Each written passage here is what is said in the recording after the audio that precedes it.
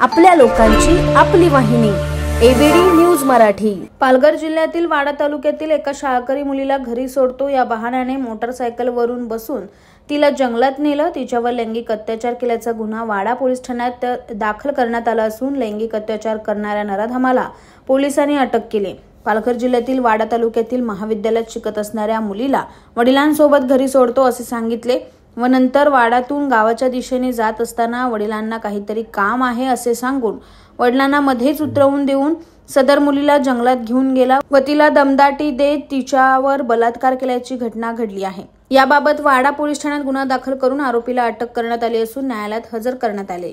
वाडा police स्टेशनकडे एका गंभीर बलात्काराच्या गुन्ह्याची नोंद झालेली आहे। काल रात्री एका महाविद्यालयीन मुलीला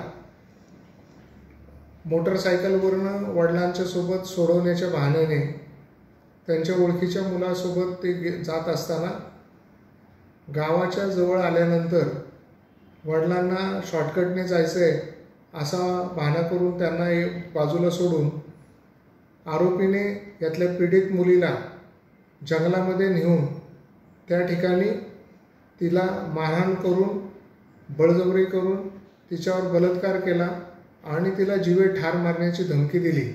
अशा स्वरूपाचा गुन्हा माहिती मिळताच तात्काळ दाखल करण्यात आला। त्यानंतर या आरोपीचा शोध घेऊन त्याला आणून त्याच्याकडची माहिती घेऊन गुन्हा कबूल केल्याने त्याच्या वैद्यकीय पुरावा मिळून त्याला गुन्ह्यात अटक केलेली आहे।